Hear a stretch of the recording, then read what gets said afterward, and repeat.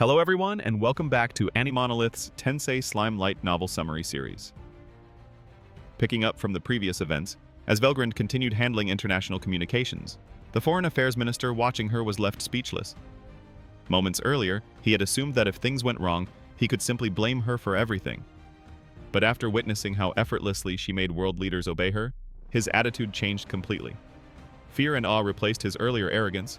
He now understood that Velgrynd was someone far beyond his authority. Once the agreements with Azalea and Arcia were secured, Velgrynd turned her attention to the Great Rosiam dynasty. However, she immediately noticed the communication line to Rosiam had been blocked by magical interference. An impossible feat in this world unless done by demons. For Velgrynd, though, such interference was nothing. With a few swift movements, she rewrote the magical circuits, broke the demonic barrier, and forced the connection through. On the other end appeared Sergei, the director of foreign intelligence. Panicked, he reported that the royal palace had been invaded by a powerful demon, cutting all communication. Their forces were overwhelmed, and the situation was desperate. Sergei begged the Empire for help, offering Rosiam's participation in the upcoming international meeting as compensation. Velgrynd brushed aside his desperation. She did not care about Rosiam's suffering. She simply stated her condition. If they agreed to join the alliance meeting, then she would help. Sergei, understanding that he had no other choice, sought approval from the nobles hiding with him. At that moment, Emperor Magellan himself, who had been cornered inside the palace, spoke up. Despite regretting the chain of decisions that had led Rosiam into chaos, he accepted Velgrynd's demand.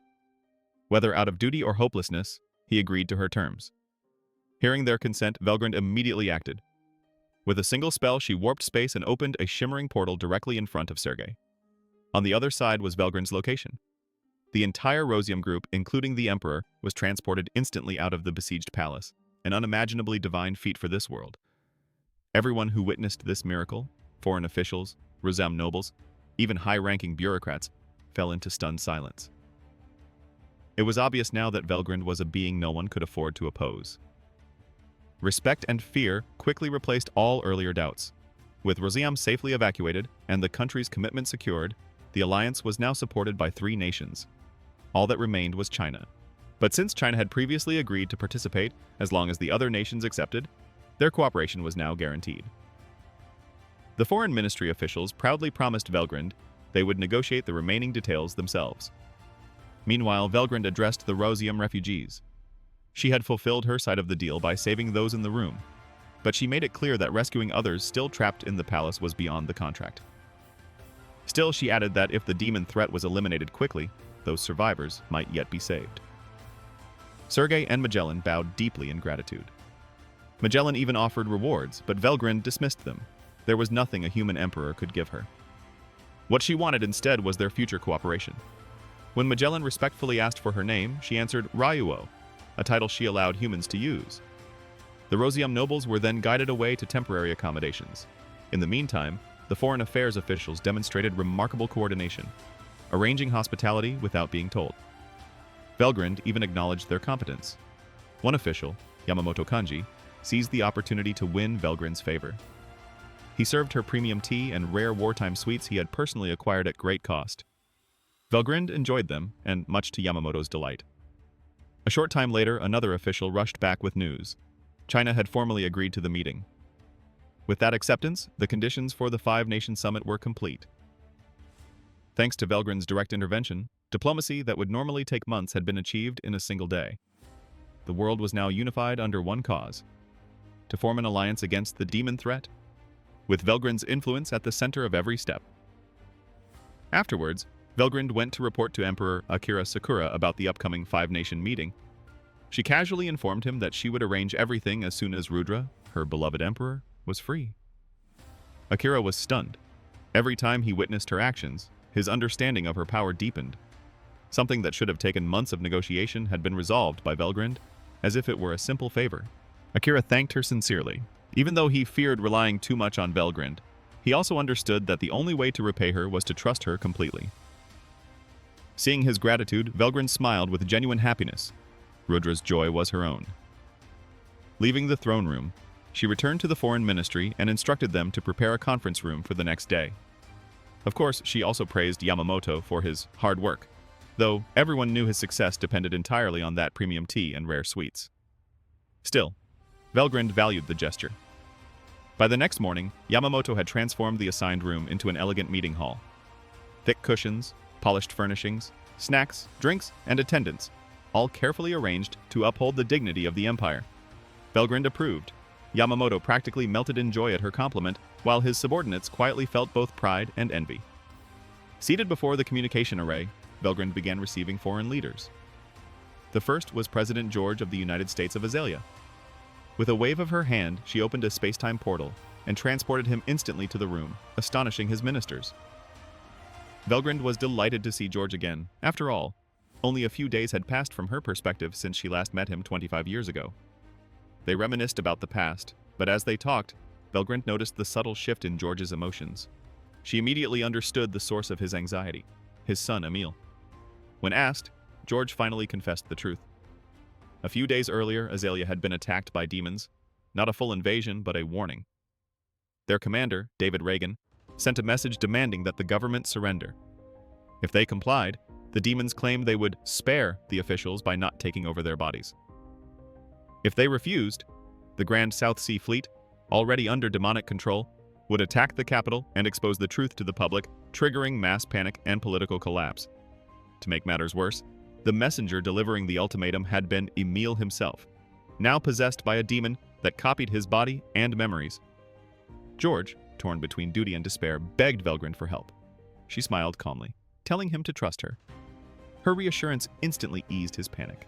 From this exchange, Velgrynd concluded that every major nation was likely under similar pressure. Compared to them, the Empire had been the least affected.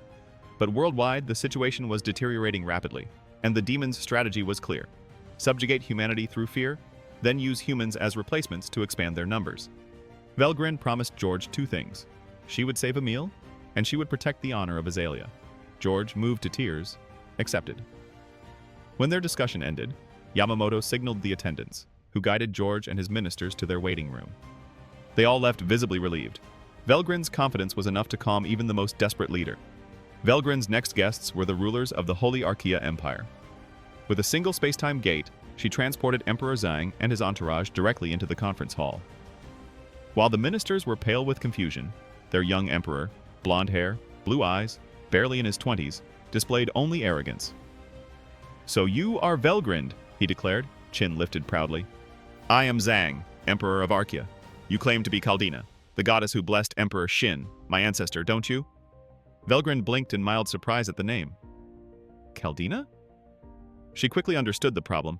Her real name must not have survived in Archaea's records. That explained why none of them recognized her. Even so, Zhang's attitude was shockingly rude.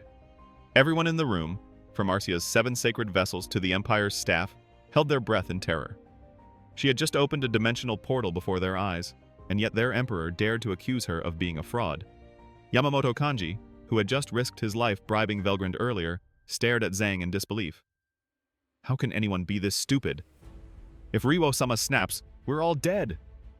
Acting quickly, he sent an aide running toward Emperor Akira. Only Akira could prevent this from becoming a diplomatic disaster, or a crater. Meanwhile, Zhang continued his nonsense. "What's wrong? Speechless? A scammer like you could never fool someone of my mental clarity," he boasted, even showing off the mythical sword at his hip. To be fair, he was one of the 7 sacred vessels, but Velgrynd was too stunned to speak. Shin's descendant? Turned out like this? Seriously? She remembered contacting Archaea earlier. Pride, the leader of the 7 vessels, had recognized her at once and promised to inform his emperor. Zhang had even tried calling her back, but she had ignored the call because she was busy. Apparently, he took that as proof she was an imposter. A king had the right to be cautious. But this level of stupidity was too much, even for Velgrynd. When she quietly called him an idiot, Zhang flew into a rage. He demanded she recreate a sacred artifact to prove her divinity. The room tensed. Even Velgrynd's temper began to slip. "Humph! You claimed you could do the impossible," Zhang declared. "You will be punished. I won't kill you. Your skills could make you a fine subordinate." Everyone silently prayed for their emperor's survival. With a bored sigh, Velgrynd condensed her magic and created a gleaming blue dragon blade. The mythical aura silenced the room. Zhang, not completely incompetent, realized then how badly he had messed up. He only wanted to show Arcea's prestige before the other great powers, but it had gone catastrophically out of control. Even then, Velgrynd hesitated to punish him. Because he carried Rudra's blood, she felt strangely soft-hearted. Unfortunately, Zhang misunderstood her mercy. If she was a true goddess, then surely she must have appeared because she loved him. Yes, of course, that made sense. And so, with the confidence of a man whose brain was clearly on vacation, he announced, "Goddess Velgrynd, you have crossed time and space to meet me and fall in love with me, haven't you? Very well, I shall take you as my wife." Velgrynd froze. "What?" Zhang pressed on enthusiastically about marriage, children, and a glorious future for Arcea. The entire room nearly screamed for him to stop. Velgrynd's face had gone utterly blank, a terrifying sign. Even the 7 sacred vessels were drenched in sweat, silently pleading for divine mercy. Then Zhang pushed even further. "You should accept my offer. An old emperor cannot love you forever. But I, on the other hand, would spend every night—" He never finished. The air turned heavy. Velgrynd's power rippled through the room, and Zhang nearly collapsed from fear. Just as Velgrynd's patience reached its breaking point, Yamamoto jumped forward. "You fool! You insulted our emperor! This could trigger a war!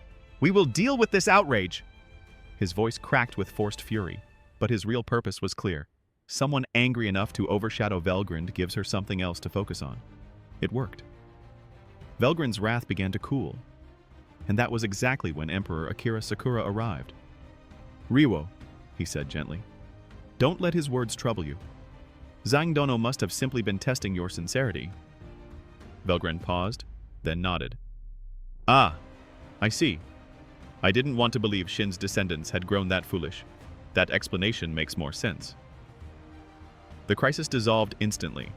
Akira instructed the staff to escort the shaken Arcea delegation to their waiting room, and the room finally breathed again. Later, there are many pro-Japanese families, but the Yamamoto surname in particular has become immensely popular. He is even listed in history textbooks as the man who saved Arcea from the crisis. He is described as the friend who admonished the then King Zhang, though Yamamoto never knew about it himself. And that's all the developments in today's video. Thank you for listening, goodbye, and see you again.